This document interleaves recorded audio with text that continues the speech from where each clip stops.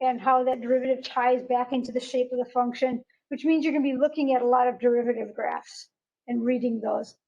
But as far as the extreme values go, and the extreme value theorem says I have a biggest of a big and a littlest of a little over some sort of closed interval. Okay, so and the closed interval is important because the biggest of the big or the littlest of the little could possibly be an endpoint. It could be either one of those. So we do something that's called the candidates test. Okay, in other words, we find candidates. So we know that maxes and mins occur at hills and valleys and cusps and corners if they're on the inside. Okay, or at endpoints if they're there. So those are the candidates. Okay, and then we have to go back though, because extreme value theorem says what is the biggest of the big value. We got to go back and we got to find all those function values. So so we got to use that candidates test to find the values, the f of x's. And so it involves finding the candidates, the x values. And then those are the critical points. And then we also have to include the endpoints. And then when justifying it, that candidate table goes a long way. We can't grade it, but at least, again, it's like your derivative number line. It's like your organizer. But you can use the fact that you used the candidate's test in your justification. You can say by the candidate's test, the maximum value is 12, I'm just making up a number, and it occurs at x equals 4/3, something like that. So you can use that phrase in your justification. And then we'll kind of look around for a table. Since you referenced the candidates test, we'll look around for a table. And that's what this speaks to here. Okay.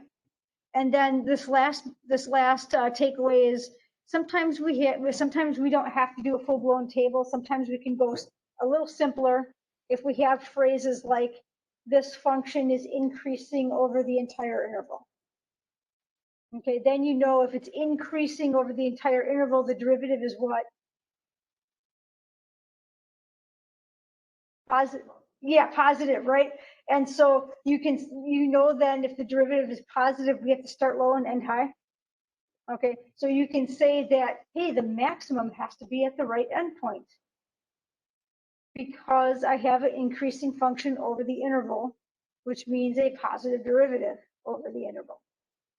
Okay, so sometimes you can get away if they give you those sort of scenarios without a candidates test. So questions about that? We're good there? Okay, so how can I use the candidates test to identify and justify? So we're using the candidates test that involves making that table, and that allows us to identify a global max or a global min, and then referencing the candidates test in the justification is also okay as well. Okay, so that was our essential question. So you follow the candidates test procedure that we laid out in the section,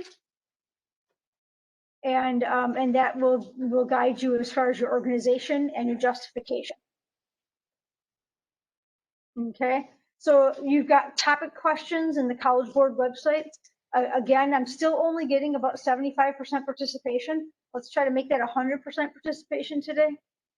Okay, in this, super important. Just, I know I'm transitioning away from putting them in the packet. I am going to give you workspace in the packet, and I handed this out yesterday to people who were here, and I'll hand it out again today. It's just a worksheet that you can insert into your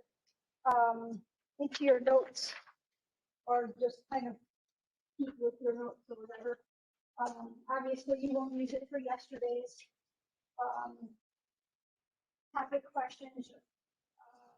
Unless you want to go back and do yesterday's topic questions that you haven't gotten them. But this will help you find a space to do that work.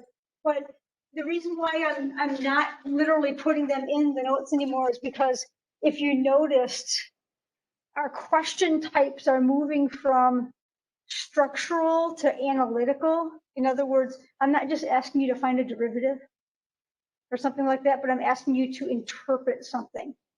And so the feedback the College Board gives is really powerful, because when you go through your answers, it tells you why the correct answer is correct.